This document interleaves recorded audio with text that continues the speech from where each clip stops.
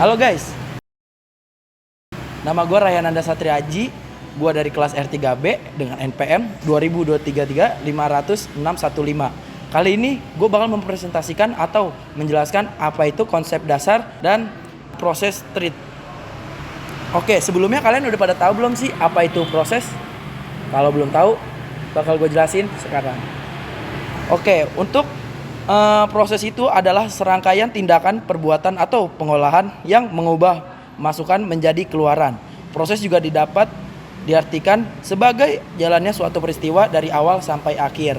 Dalam pelaksanaan suatu pekerjaan, proses yang tepat diperlukan agar pekerjaan dapat dilakukan secara efektif, efisien, sesuai dengan tujuan yang telah ditetapkan. Proses merupakan komponen penting dalam berbagai aspek kehidupan, mulai dari bisnis hingga ilmu pengetahuan. Nah, untuk di dalam proses itu ada 3 bagian lagi, yaitu konsep dasar proses, definisi proses, dan struktur proses. Kali ini gue akan menjelaskan mulai dari yang pertama, yaitu adalah konsep dasar proses. Proses adalah program yang sedang berjalan di komputer. Proses juga membutuhkan sumber daya seperti CPU, memori, dan perangkat I/O untuk dieksekusi.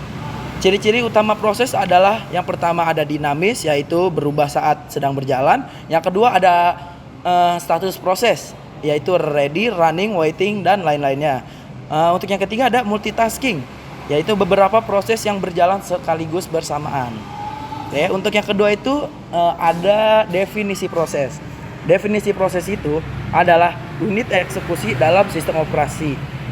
Ia terdiri dari 4 bagian, yaitu ada 1 kode program, yaitu instruksi yang dijalankan dari suatu proses. Yang kedua ada program counter. Program counter itu penunjuk ke instruksi berikutnya. Jadi setelah kode program atau instruksi yang dijalankan, program counter ini akan menunjuk ke instruksi berikutnya. Oke, yaitu instruksi yang ketiga, yaitu ada stack dan heap. Penyimpanan data sementara dan alokasi dinamis. Oke, untuk yang keempat adalah data section, yaitu variabel global. Nah, untuk yang ketiga ada struktur proses. Sistem operasi mengelola proses melalui proses control block atau yang bisa disebut PCB yang menyimpan ID proses, PID, yaitu identitas unik, dan yang kedua ada status proses, yaitu kondisi saat ini. Untuk yang ketiga ada informasi CPU atau registrasi dan program counter. Dan untuk yang terakhir adalah informasi memori alamat yang digunakan. Mungkin itu saja yang akan saya bahas, karena selanjutnya akan dibahas oleh teman saya yang akan mempresentasikan pada bagian selanjutnya. Terima kasih.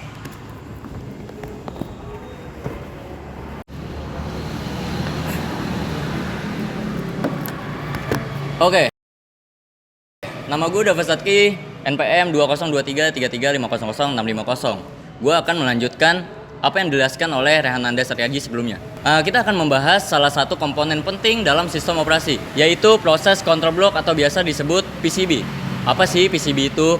Kenapa penting gitu? Mari kita bahas bersama. PCB adalah struktur data yang digunakan oleh sistem operasi untuk menyimpan informasi penting tentang setiap proses yang sedang berjalan. Gimana ya? Bayangkan ketika kamu nih membuka aplikasi di komputer, misalnya ada browser, terus editor teks, atau pemutar media.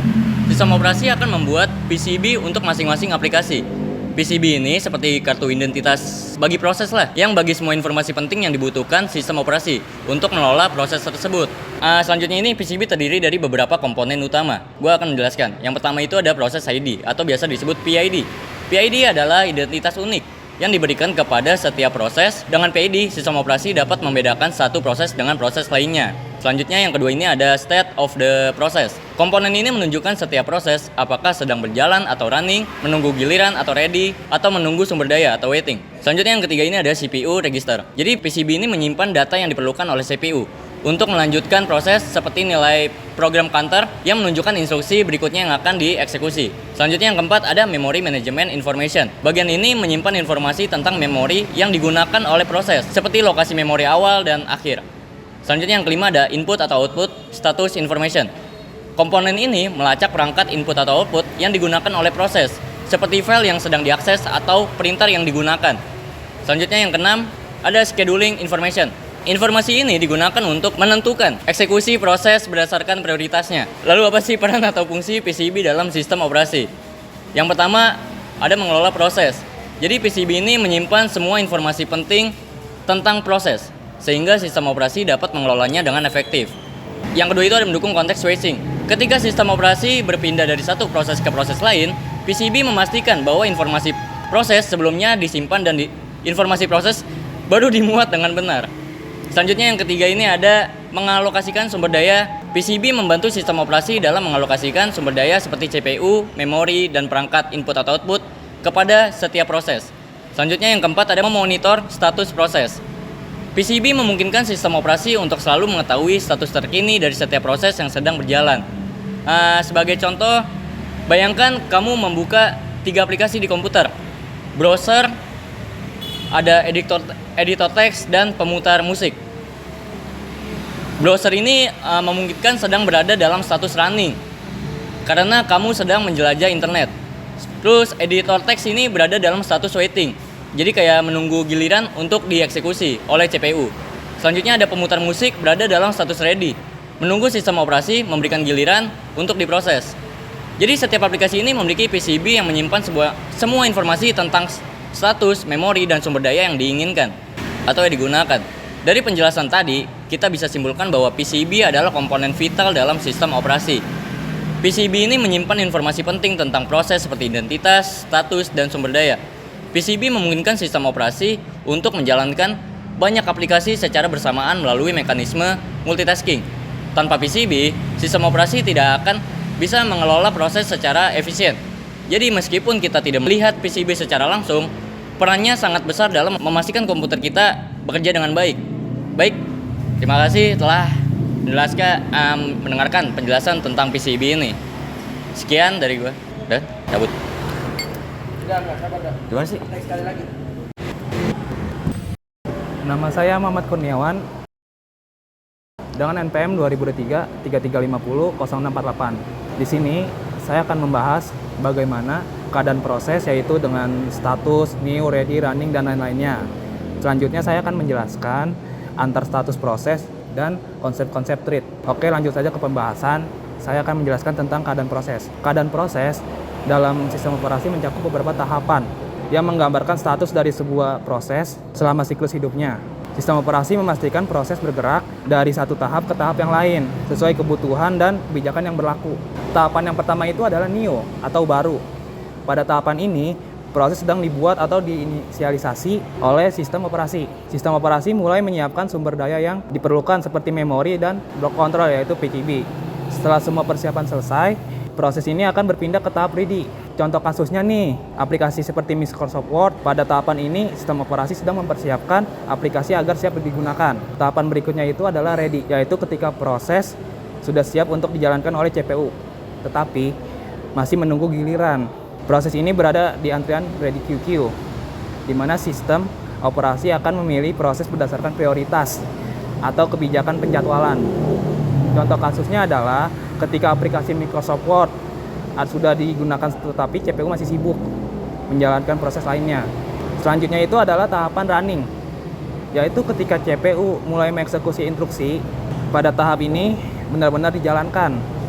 Namun dalam sistem dengan satu CPU, hanya satu proses yang dapat berada dalam tahap running pada waktu tertentu. Contohnya, kasusnya Microsoft Word, proses aplikasi tersebut berada dalam tahapan running ketika CPU sedang memproses perintah Anda. Terus ada juga nih, proses kemudian bisa berpindah ke tahap waiting, yaitu tahap selanjutnya. Jika membutuhkan operasi tambahan seperti input atau output, pada tahap ini proses berhenti sementara. Contoh kasusnya itu adalah ketika Microsoft Word menunggu pengguna aplikasi file yang akan dibuka, aplikasi tersebut berada dalam tahap waiting. Selanjutnya kita akan ke tahap akhir, yaitu terminated, yaitu ketika proses telah menyelesaikan semua tugasnya atau dihentikan oleh sistem operasi. Pada tahap ini semua sumber daya yang digunakan oleh proses akan dibebaskan dan proses dihapus dari sistem. Contohnya adalah ketika Anda menutup aplikasi Microsoft Word setelah selesai digunakan. Selain 5 tahapan utama tersebut, ada juga tambahan seperti suspended. Keadaan ini digunakan untuk mengelola sumber daya dan memori dengan lebih efisien.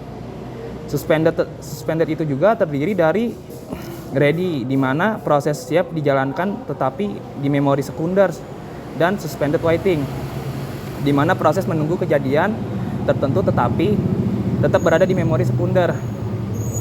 Selanjutnya saya akan menjelaskan bagaimana transisi antar keadaan. Transisi antar keadaan itu proses dapat berpindah dari satu keadaan ke keadaan lain berdasarkan kejadian tertentu. Berikut adalah tahapan contoh transisi. Misalnya nih, dari new ke ready. Proses selesai, yaitu proses selesai diinisialisasi dan siap dimasukkan ke ready QQ. Dan juga ada dari ready ke running. CPU menjadwalkan proses untuk dimasukkan ke ready QQ atau dieksekusi misalnya. Yaitu ada lagi nih dari running ke waiting. Proses membutuhkan operasi input atau output untuk menunggu sumber daya tertentu. Ada juga nih dari running ke terminated, yaitu proses menyelesaikan tugasnya atau dihentikan secara paksa. Selanjutnya kita akan masuk ke pembahasan context switch. Context switch itu adalah proses di mana CPU berpindah dari satu proses ke proses lain. Sistem operasi menyimpan status proses yang sedang berjalan dan membuat status proses baru yang akan dieksekusi. Contoh kasusnya, ketika Anda berpindah dari aplikasi kalkulator ke browser, sistem operasi akan menyimpan status kalkulator dan akan membuat status browser agar melanjutkan aktivitas Anda. Oke, setelah tadi saya akan menjelaskan ke pembahasan tentang thread. Di sini thread atau proses ringan adalah unit eksekusi terkecil dalam sistem operasi. Dalam satu proses, kita dapat memiliki beberapa thread yang berjalan bersamaan. Dan semuanya terbagi menjadi sumber daya seperti memori dan perangkat input atau output. Keuntungan utama dari thread adalah efisiensinya, karena pembuatan thread jauh lebih hemat sumber daya dibandingkan pembuatan proses baru. Thread juga memungkinkan paralelisme terutama pada sistem multiprosesor sehingga meningkatkan kinerja aplikasi. Contoh kasusnya dalam aplikasi video di mana thread menangani rendering video, thread lain memproses audio, thread lainnya hanya merespon input pengguna. Setelah membahas thread, saya akan membahas tentang multithreading. Dalam operasi ada 3 model multithreading. Model pertama itu adalah many to one, di mana banyak thread atau pengguna dipetakan ke dalam satu kernel. Model ini menghemat sumber daya, tetapi tidak mendukung paralelisme sejati karena hanya satu thread dapat mengeksekusi oleh kernel dalam satu waktu. Contoh kasusnya adalah aplikasi kecil seperti kalkulator, di mana multitasking instantif tidak dibutuhkan. Oke, selanjutnya yang kedua itu adalah one to one, di mana setiap thread pengguna memiliki thread kernel yang sesuai dengan model ini, memungkinkan paralelisme sejati tidak dapat berjalan secara bersamaan di CPU yang berbeda. Contoh kasusnya adalah sistem operasi Windows yang menggunakan model ini mendukung multitasking. Model yang terakhir itu adalah many to many, di mana banyak thread pengguna berbagai sejumlah thread kernel. Model ini fleksibilitasnya tinggi dan mendukung efisiensi multitasking. Contoh kasusnya adalah server web yang menangani ribuan koneksi pengguna secara bersamaan. Oke, dengan memahami keadaan proses, context switch, thread, dan model multithreading, kita dapat melihat bagaimana sistem operasi bekerja dalam memastikan multitasking dengan lebih efisien. Sekian dari saya, Muhammad Kurniawan. Selanjutnya akan dilanjutkan oleh teman saya berikutnya.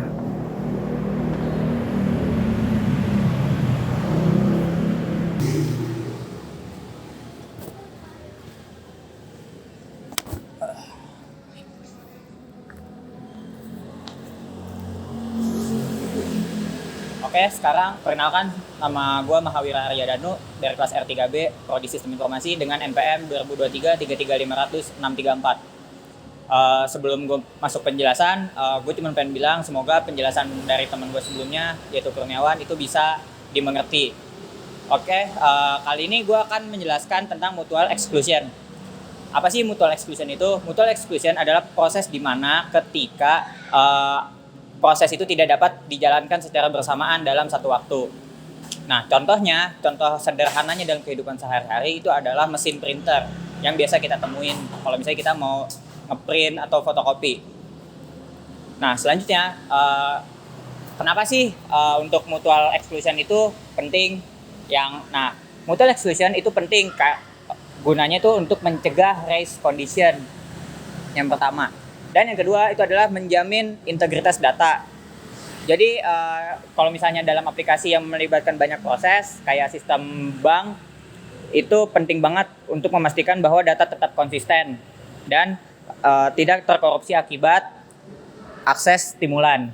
Dan yang ketiga itu ada menghindari deadlock. Deadlock itu secara sederhana artinya adalah kebuntuan.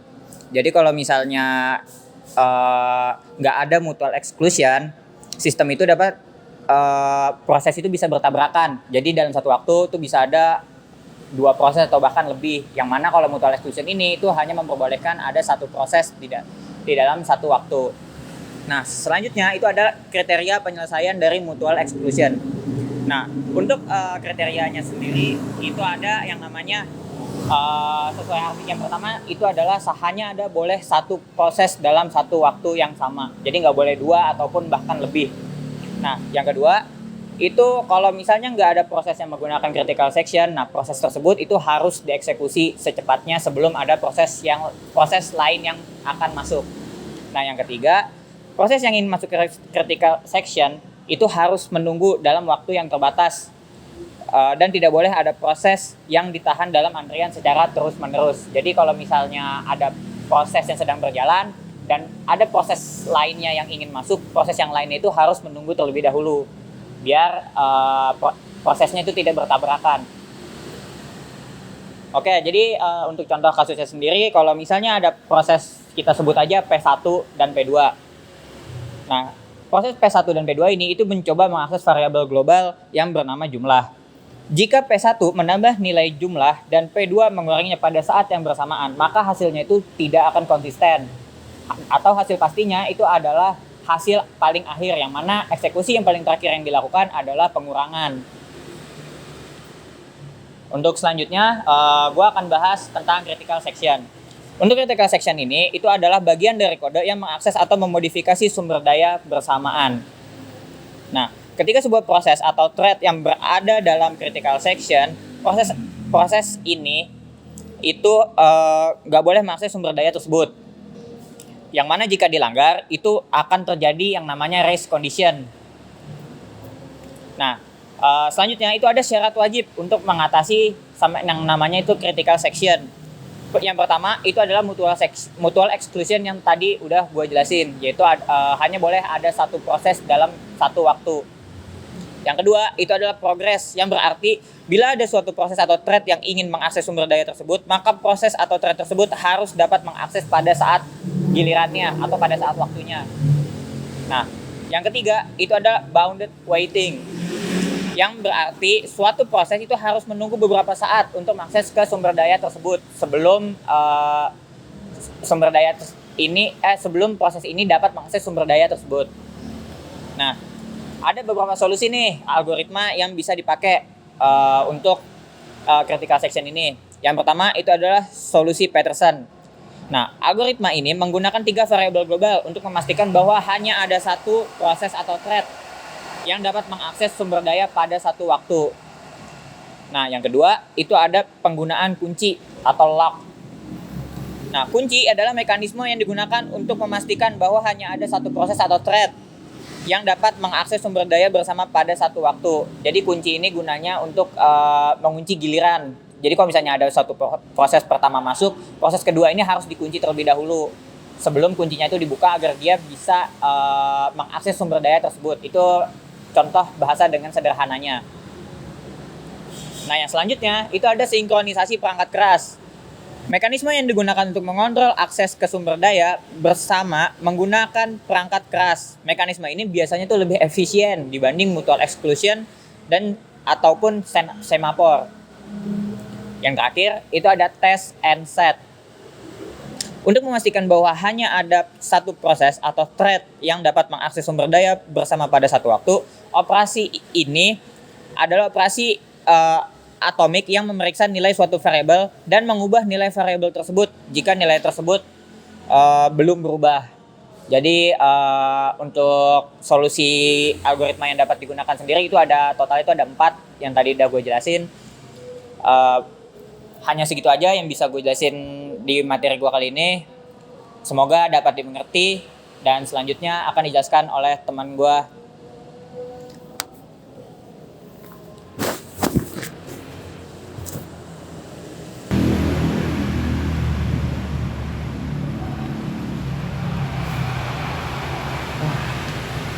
Halo, nama gue Faisal Lami Putra Budiman dengan NPM 2023 33500 601. Di sini gue akan sedikit membeberkan ya penjelasan tentang kondisi pacu atau yang namanya rest condition. Nah, rest condition itu adalah situasi di mana dua atau lebih proses secara bersamaan mengakses atau memodifikasi data yang sama tanpa sinkronisasi yang tepat. Jadi akibatnya hasil akhir itu dapat menjadi tidak konsisten dan tidak terduga. Nah, rest condition itu terjadi jika beberapa proses mengakses atau memanipulasi data bersamaan secara bersamaan dan hasil akhirnya tuh bergantung pada urutan eksekusi prosesnya. Nah, selanjutnya tuh ada penyebab yang namanya rest condition. Di poin pertama itu proses berjalan bersamaan tanpa sinkronisasi. Yang kedua, manipulasi data bersama tanpa penguncian yang memadai. Yang ketiga, penggunaan sumber daya bersama tanpa kontrol mutual exclusion. Nah, tadi kan penyebabnya nih. Nah, dampaknya apa nih teman-teman? Dampaknya tuh yang pertama ada data korupsi. Data jadi nggak konsisten lah, gitu. Yang kedua ada yang namanya kesalahan sistem. Program jadi bisa error atau mengalami crash lah. Nah, terus yang ketiga, kehilangan sumber daya. Sistem jadi kurang efisien karena konflik antar proses. Kita ambil contoh sederhana gini. Kayak kita tuh pengen ngisi ulang saldo e-wallet, tadi m-banking, tadi mana kayak terserah lah. Nah, kayak ada dua proses nih berjalan bersamaan untuk menambahkan saldo. Tapi karena nggak ada pengaturan urutan maksudnya. Proses pertama membaca saldo jadi lama, menambahkan uang lalu menyimpannya. Terus lalu proses kedua juga membaca saldo lama sebelum proses pertama selesai. Nah, jadi ya gimana teman-teman? Saldo jadi nggak bertambah sesuai harapan gitu loh.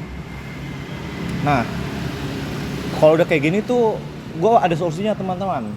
Nah, untuk menghindari rest condition ini kita butuh mekanisme yang disebut yang namanya critical section, yaitu bagian kode di mana hanya satu proses yang bisa mengakses sumber daya pada satu waktu. Kita ambil contoh situasi nyata di mana hanya ada satu orang yang boleh melakukan suatu tindakan pada satu waktu. Ya kayak ini aja deh, kayak kasir melayani satu pelanggan doang gitu di waktu yang sama. Pada satu waktu aja gitu teman-teman. Oke, selanjutnya di sini gue akan sedikit membeberkan penjelasan apa itu semapur. Nah, semapur itu adalah sebuah alat yang digunakan untuk mengatur akses ke sumber daya bersama dalam sebuah sistem komputer atau sistem informasi yang membantu mengatur akses ke sumber daya bersama. Contohnya seperti printer, file, memori.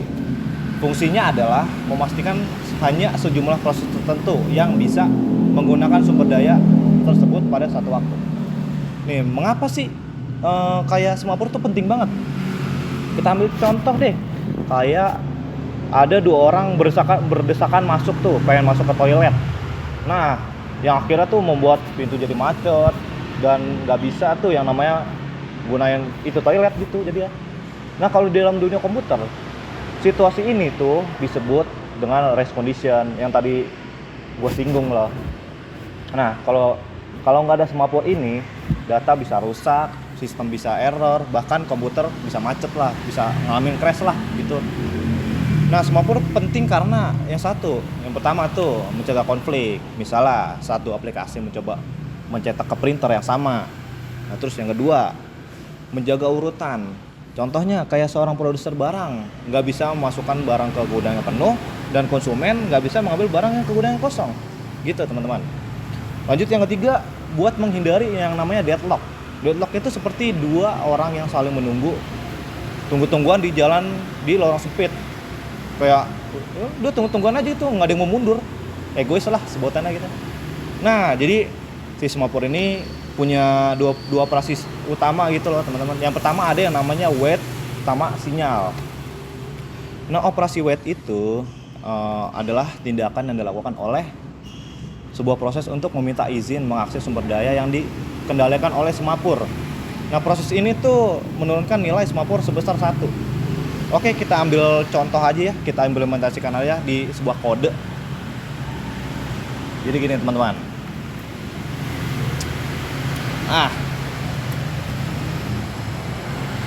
Semoga kelihatan ya teman-teman. Gini, kita kasih penjelasan. Nah, si wait ini adalah si wait ini di baris pertama ini. Si wait ini sebagai fungsi atau prosedur yang menerima parameter S. Nah, S-nya ini adalah semapur. Semapur itu variabel atau penanda atau pengendali akses sumber daya. Nah, yang di baris kedua, while. Nah, while itu adalah perulangan yang akan terus berjalan selama nilai semapur kurang dari atau sama dengan 0. Nah, kondisi ini tuh menandakan tidak tersediaannya sumber daya. Nah, lanjut ke baris yang ketiga. Nah, di baris ketiga ini itu instruksi teman-teman supaya menunggu ketika nggak ada yang namanya sumber daya yang tersedia. Prosesnya tuh bakal diblokir atau dibuat menunggu lah sampai sumber daya tuh ada gitu, sampai tersedia lah. Nah, yang baris terakhir tuh baris keempat. Nah, si baris keempat ini adalah operasi. Baris keempat ini adalah operasi untuk mengurangi nilai semapur dengan 1 setelah sumber daya berhasil diambil. Oke, kita persimpel lagi ya teman-teman. Kita ambil contoh praktis aja. Kayak si S ini tuh bayangin kayak jumlah kursi di ruang baca. Nah, jika kursi kosong, seseorang harus menunggu. Begitu ada kursi kosong, orang tersebut dapat mengambil satu kursi. Gitu teman-teman. Semoga paham ya teman-teman. Nah, lanjut ke operasi utama yang kedua, yaitu sinyal. Sinyal tuh adalah operasi tindakan yang dilakukan oleh sebuah proses untuk memberitahu bahwa ia telah selesai menggunakan sumber daya. Nah, kita ambil contoh aja ya, di kode lagi. Nah, sinyal tuh sama halnya kayak wait, tapi bedanya di baris pertama, si sinyal ini fungsi atau prosedur yang menerima parameter S. S-nya itu si semapurnya itu variabelnya. Nah, lanjut di baris kedua ini, si baris kedua ini itu operasi untuk menambahkan satu ke nilai semapur yang menandakan bahwa sumber daya telah tersedia kembali. Nah, hubungannya apa nih? Hubungan atau konteksnya apa nih sama si operasi wait ini? Hubungannya gini teman-teman. Kalau si wait ini digunakan untuk mengambil atau mendapatkan sumber daya, maka kalau sinyal digunakan untuk mengambil atau membebaskan sumber daya. Nah, ketika sumber daya sudah tidak digunakan lagi, proses dapat memanggil sinyal. Untuk menandakan bahwa sumber daya tersebut kini dapat diakses oleh proses lain. Kalau teman-teman kurang ngerti ya, saya persimpel lagi ya. Saya ambil contoh praktis aja. Oke, balik lagi nih ke analogi tadi. Ke analogi yang ruang baca sebelumnya. Jika seseorang setelah seseorang selesai menggunakan kursi, mereka memanggil sinyal untuk menandakan kursi tersebut kini tersedia kembali. Nah, nilai semapur akan bertambah, memungkinkan proses lain untuk menggunakan sumber daya tersebut. Gitu ya teman-teman. Jadi itu tadi konteks apa hubungannya sinyal dan weight. Gitu ya teman-teman. Semoga dimengerti. Nah, lanjut kesimpulannya. Yang pertama tuh semapur tuh dapat semapur tuh adalah alat mengatur akses ke sumber daya bersama dalam sistem informasi. Nah, weight ini digunakan untuk sumber daya jika sedang tidak tersedia. Nah, kalau si sinyal ini digunakan untuk memberitahu bahwa sumber daya sudah tersedia kembali, udah ada lagi gitu teman-teman. Nah, manfaatnya apa sih teman-teman? Manfaatnya tuh ya mencegah konflik, menjaga konsistensi data, dan memastikan sistem berjalan dengan efisien. Mungkin segini aja ya teman-teman. Semoga dapat dipahami apa yang saya beberkan tadi. Terima kasih.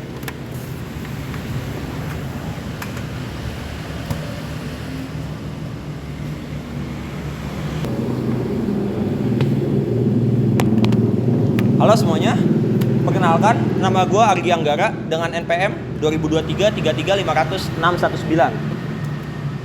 Gue adalah pemateri terakhir untuk materi hari ini. Jadi materi yang akan gue jelaskan adalah mengenai penjadwalan CPU. Nah, sebelum kita masuk ke materi penjadwalan CPU teman-teman, kita harus tahu dulu pengertian dari penjadwalan CPU. Nah, penjadwalan CPU adalah proses yang digunakan oleh sistem operasi untuk memutuskan tugas atau program mana yang boleh menggunakan CPU pada waktu tertentu. Kenapa begitu? Karena banyak program yang dapat berjalan pada waktu yang sama. Nah, oleh karena itu OS perlu mengatur waktu CPU sehingga setiap program punya kesempatan yang tepat untuk diproses. Nah, tujuannya adalah untuk membuat sistem lebih efisien dan juga lebih cepat, teman-teman. Nah, kenapa sih penjadwalan CPU itu penting? Nah, penjadwalan CPU itu penting teman-teman, karena CPU hanya dapat menangani satu tugas dalam satu waktu, tetapi biasanya ada banyak tugas yang perlu diproses. Nah, sebelum kita lanjut teman-teman ke materi kedua, yaitu jenis penjadwalan CPU, kita harus tahu dulu beberapa istilah yang akan saya gunakan. Pertama itu ada arrival time atau kita sebut aja AT. AT ini adalah waktu ketika proses tiba dalam antrian dan siap untuk diproses.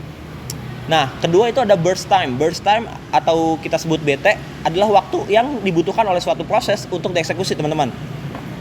Nah, yang ketiga ada turnaround time atau kita singkat TAT.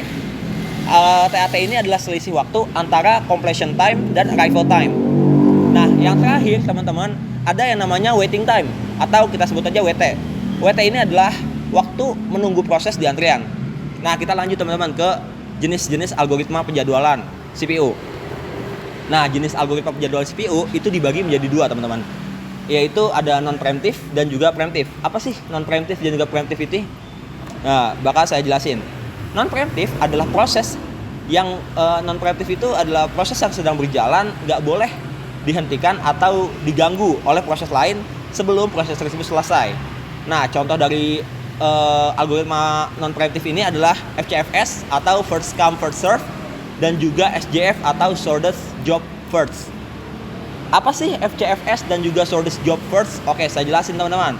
FCFS atau first come first serve adalah proses yang dieksekusi sesuai urutan kedatangannya dalam antrian. Contoh, analogi gampangnya teman-teman. Kalian lagi ada di Alfamart. Nah, kalian adalah pelanggan pertama yang sampai di antrian. Jadi, kasir harus melayani Anda terlebih dahulu karena Anda adalah orang pertama yang sampai. Sedangkan ada dua pelanggan lain di belakang kalian. Maka pelanggan-pelanggan tersebut harus menunggu sampai proses transaksi yang kalian lakukan itu selesai. Tidak peduli berapa lama Anda memakan waktu, Anda tetap akan diproses terlebih dahulu. Nah, kelebihan dari first come first serve ini adalah satu, mudah diterapkan, dan yang kedua itu adil karena berdasarkan urutan kedatangannya. Tapi kekurangannya adalah tidak efisien untuk proses yang dengan waktu eksekusi yang panjang dan akan menyebabkan yang namanya convoy effect. Apa sih convoy effect, teman-teman? Convoy effect itu adalah kondisi di mana ketika ada proses sebentar yang harus menunggu proses yang lama. Gimana sih perhitungannya, teman-teman? Gini. Oke, saya udah bikin yang namanya table di sini. Di sini kita analogikan aja ya. Di sini P0 itu adalah kita analogikan sebagai pasien. Jadi ada pasien 0, pasien 1, pasien 2, dan pasien 3. Pasien 0 datang di jam 0, AT, arriving time. Datang di jam 0, lalu ada pasien 1 yang datang di jam 1, pasien kedua datang di jam 2, dan pasien 3 yang datang di jam 3. Nah, burst time adalah waktu untuk menyelesaikannya. Jadi pasien ke-0 dia butuh waktu 2 jam, pasien ke-1 butuh waktu 2 jam, pasien kedua butuh waktu 1 jam, dan pasien ketiga butuh waktu 1 jam untuk diselesaikan. Nah, di sini ada namanya WT. WT itu tadi yang sudah saya jelaskan adalah waiting time. Jadi, di sini teman-teman, contoh, pasien 0 datang di jam 0 dan membutuhkan waktu 2 jam. Maka di sini waiting time-nya 0. Kenapa 0? Karena dia adalah pasien pertama dan tidak ada pasien lain sebelumnya. Sedangkan pasien ke-1 dia datang di jam 1, di mana proses pasien 0 itu masih dijalankan sampai jam 2. Jadi pasien 1 harus menunggu selama 1 jam sampai proses 0 itu selesai dijalankan. Jadi waiting time-nya adalah 1. Nah, selanjutnya itu ada pasien kedua. Pasien kedua datang di jam 2. Di sini kita tulis dulu 1 sampai jam 2. Ini adalah waktu jangka ini waktu jangka yang dibutuhkan oleh pasien 0 sampai selesai karena dia sampai di jam kedua, teman-teman. Nah, karena pasien ke-1 ini datangnya jam 1 lalu butuh waktu 2 jam dan dia mulai jam 2 karena dia harus nunggu pasien ke-0 ini selesai, maka dia akan selesai di jam ke-4 untuk selesai. Ini adalah pasien ke-1. Ini pasien ke-0. Nah, otomatis pasien kedua yang datang di jam 2 harus menunggu sampai jam 4 karena pasien ke-1 itu selesai jam 4. Nah, pasien kedua ini memakan waktu selama 1 jam, teman-teman. Jadi jam 4 sampai jam 5. Dia waiting time selama 2 jam berarti ya. Karena dia datang di jam 2 lalu diproses di jam 4. Terus ada pasien ketiga. Pasien ketiga itu datang jam 3 dan membutuhkan waktu proses selama 1 jam. Tapi dia harus menunggu sampai prosesnya selesai. Jadi dia datang jam 3 dan diproses jam 5. Jadi dia selesai di jam 6. Karena dia membutuhkan waktu 1 jam. Jadi di sini bisa kita lihat, teman-teman. WT-nya ada 0, 1, 2, 1. Terus TAT adalah turn around time. Rumusnya adalah AT tambah BT. Jadi ini tinggal kita tambah-tambah aja, teman-teman.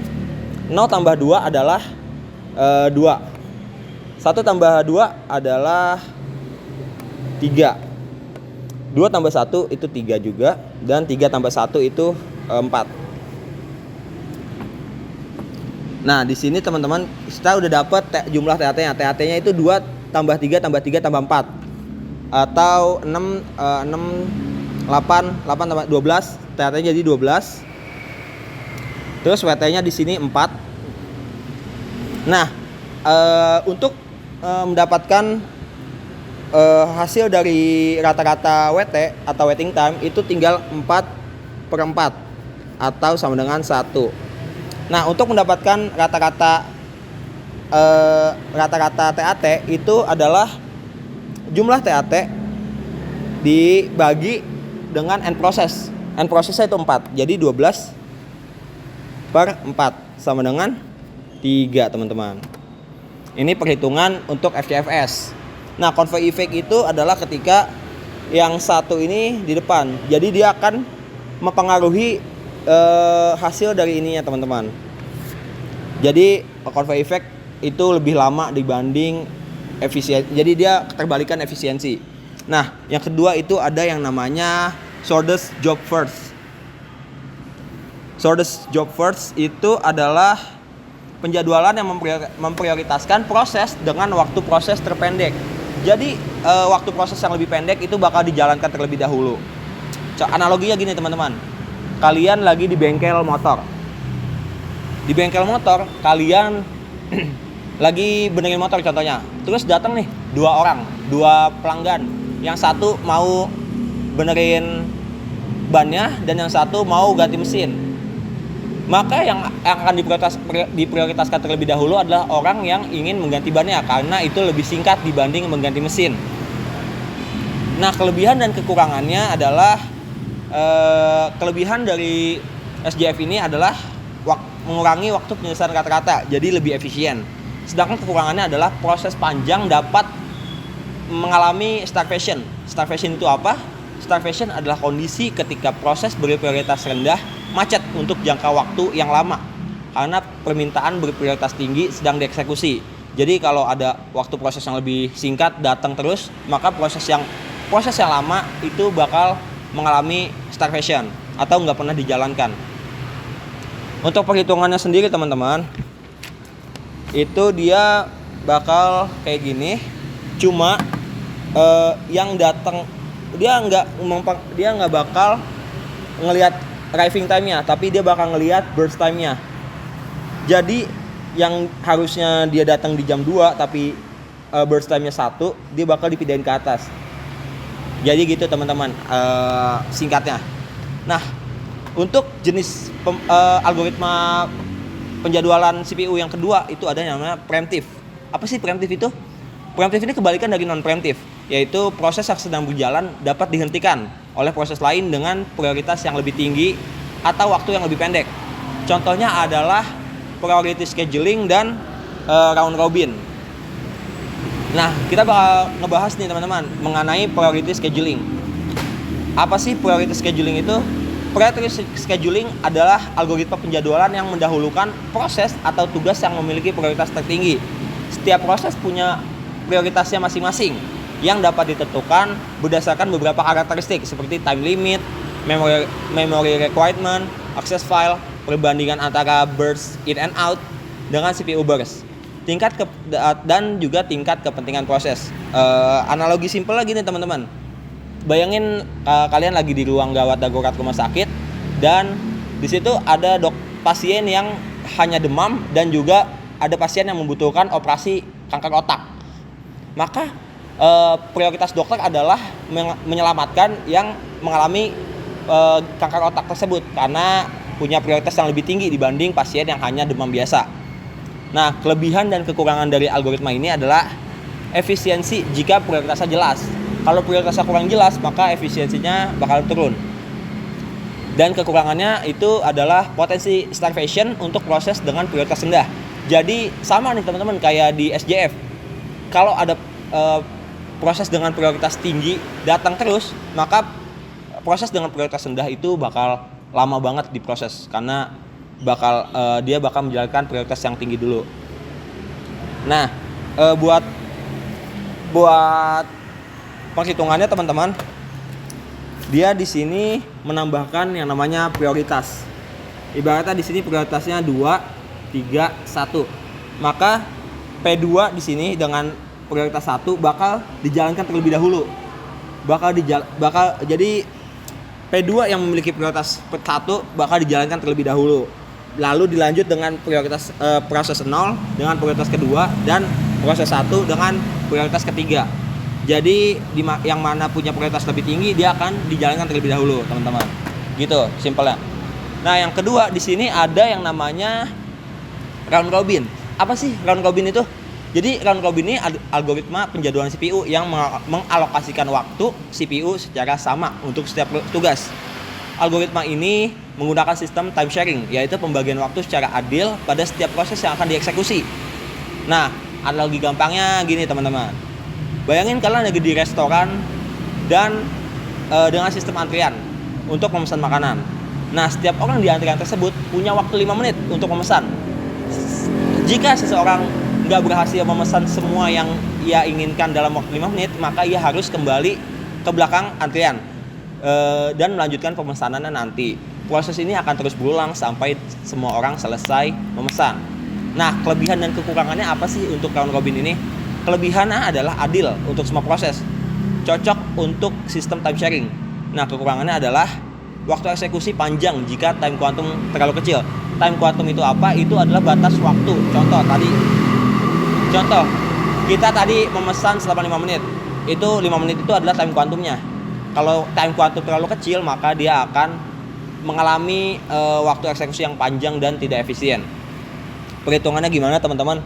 Perhitungannya sama aja kayak gini, cuma dia ditambahin quantum. kuantum.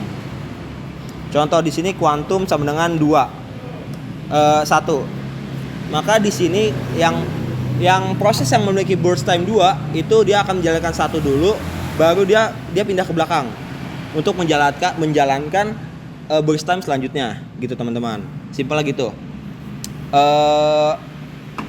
Mungkin hanya itu saja materi penjadwalan CPU untuk yang bisa saya jabarkan. Kurang lebihnya mohon maaf untuk materi yang saya jelaskan. Segitu aja. Akan saya kembalikan ke teman saya, yaitu Rehananda Satriaji. Terima kasih sudah mendengarkan.